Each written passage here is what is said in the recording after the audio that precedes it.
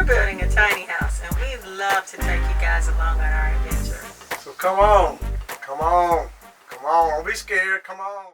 Now the audio on these videos are pretty rough, so we're just going to do voiceovers on this. It was a loud and windy day on the day that we picked up our trailer. They were still, of course, doing manufacturing at the company where we picked it up. So it was quite loud. It was hard to hear me. So I'm just going to voice over and explain as we go along. Trailers are your foundation. They are your starting point. When you're building a tiny house, you have to pick out a good trailer. You have to pick out a trailer that's going to support the load and the build that you want to do on the trailer. There are two types of tiny houses.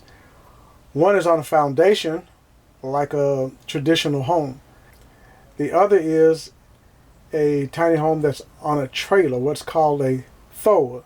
Acronym for THOW is a tiny house on wheels, THOW.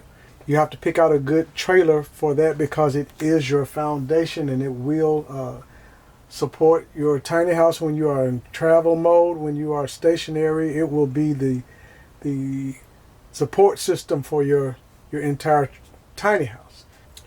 Now, a lot of the manufacturers that actually build your tiny homes also offer the option for just buying the trailer. If you want to do a DIY build, then you can just purchase your trailer from them.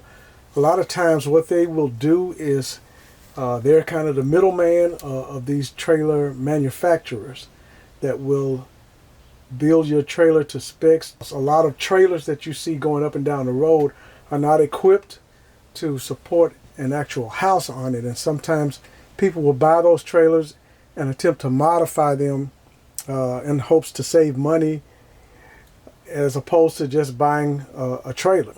And a lot of times that becomes so labor intensive and so time consuming that you might as well just buy the trailer. Our trailer is a gooseneck trailer. If you don't know what that is, it hooks to the bed of the truck as opposed to being pulled on a hitch by the truck. Now, we ordered our trailer with two different types of jacks for stability of the trailer. We have the typical scissor jack, and then on the ends of the trailer we have swivel jacks, which swivel out of place when you're traveling, and then they swivel back into place and you crank them up to get the support and stability, leveling out the trailer and keeping it level. Our trailer is 45 feet long, which is not your typical size when it comes to trailers for tiny houses. We intend to be in it long term, so we decided we wanted to make it where, that it was workable for us. Yeah, it's a big boy. 45 feet is just to give you a gauge. The cargo or equipment or whatever it is that a 18-wheeler is pulling down the road or the highway, their length is 53 feet. So whatever it is they hook up, the max length that they have is 53. Ours is 45, so we're about 8 feet shy of what you would see an 18-wheeler pulling down the highway.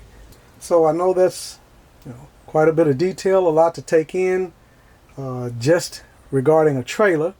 And in case you didn't get quite everything, let me just break it down to you like this. You got to have a good foundation. It's got to be sturdy. It's got to be durable. Got to be like Ashford and Simpson, solid as a rock.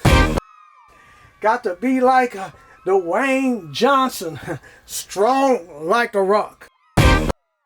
You can't be silly like Chris Rock.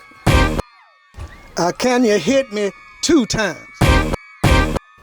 And upon this trailer, I will build my tiny house.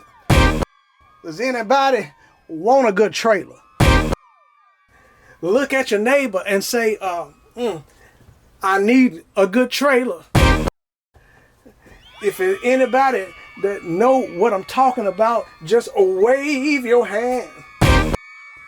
You might have an old trailer, But you got to work with it and strengthen it up and paint it a little bit. And the next thing you know, you got a good foundation.